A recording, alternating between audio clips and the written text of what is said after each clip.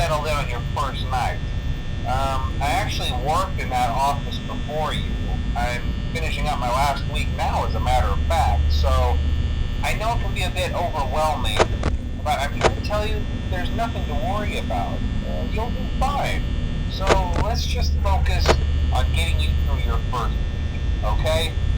Let's see. First, there's an introductory greeting from the company that I'm supposed to read. It's kind of a legal thing, you know. Welcome to Freddy Fazbear's Pizza, a magical place for kids and grown-ups alike, where fantasy and fun come to life. Fazbear Entertainment is not responsible for damage to property or person. Upon discovering that damage or death has occurred, a missing person report will be filed within 90 days or as soon as property and premises have been thoroughly cleaned and bleached and the carpets have been replaced.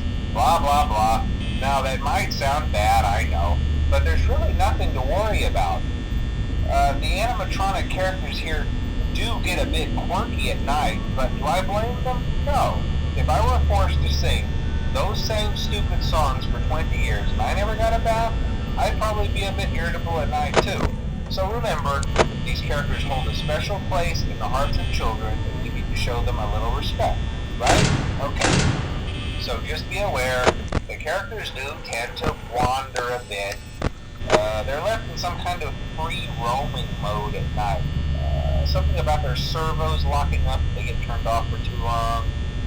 They used to be allowed to walk around during the day too, but then there was the bite of 87.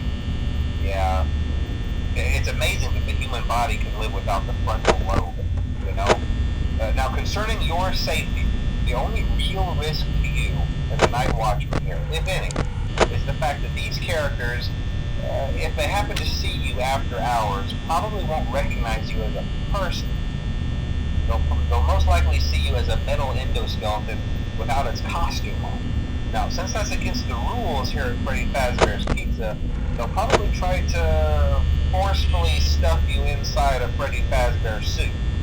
Now, that wouldn't be so bad if the suits themselves weren't filled with cross beams, wired, and animatronic devices, especially around the facial area. So you can imagine how having your head forcibly pressed inside one of those could cause a bit of discomfort and death. The only parts of you that would likely see the light of day again would be your eyeballs and teeth that pop out the front of the mask.